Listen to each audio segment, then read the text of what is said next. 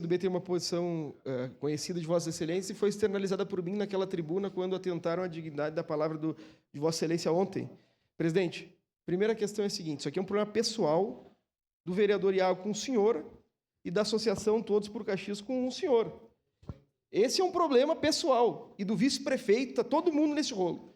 Sabe quem não está? Eu e a vereadora Andressa. E por isso não vamos entrar. E também a maioria dos vereadores aqui não estão nesse rolo.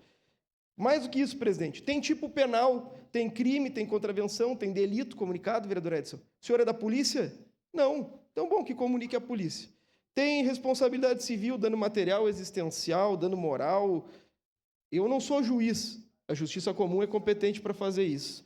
Mas vamos lá. Determina a Constituição Federal, no artigo 5º, inciso 35. A lei não excluirá de apreciação do poder judiciário lesão ou ameaça. Não possui competência constitucional, legal ou regimental Câmara Municipal para apreciação de processo penal.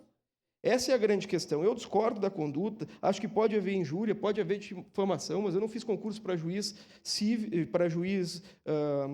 do Tribunal de Justiça, disputei a eleição para vereador, se há discriminação do idoso, a competência é comum, não posso investigar crime, não posso julgar crime, e aqui nós tratamos de um problema pessoal entre o vereador Iago, o seu REC, e supostamente o vice-prefeito e a associação Todos por Caxias. Nós votamos não por entender que o fato deixa de ser grave, não é grave, longe disso. Nós votamos não, presidente, porque nós temos que reconhecer as competências legislativas. E a competência legislativa é cassar ou não o mandato por um ato inerente ao mandato.